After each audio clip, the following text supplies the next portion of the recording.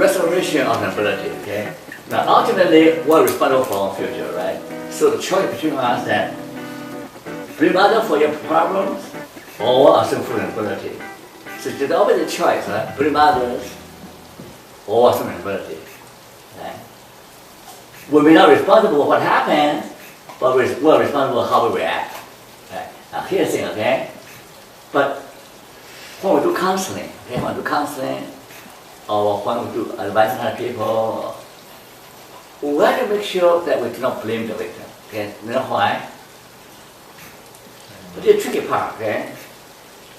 For example, people who are victims of sexual abuse, okay? Sexual abuse, or violence, okay? Or rape victims, okay? So they already suffered, okay? But if we say, now, you are responsible for your life, think about that, okay? Now, if I'm responsible for my life, then that may be interpreted as I'm responsible for the abuse I've experienced. Then in that sense, you're blaming the victim, right? If I'm responsible for all my actions, for all what happened to me, then I might feel guilty that have I done something wrong. See?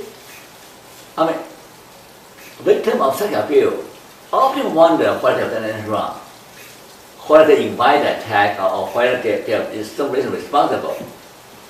So the key is that you empower them without making them feel that you're blaming them. Okay? You empower them to take charge of their life without feeling guilty, without blaming themselves for what happened to them. So that can be achieved to say, you are not responsible for what happened to you. Okay?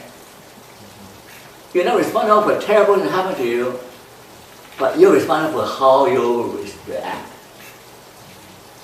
You're responsible for how you put your life back together again. Right? And you can put life back together again. That's empowerment. So that's the fine line, okay? Only carry out our ability for ourselves and others can we find fulfillment and flourishing.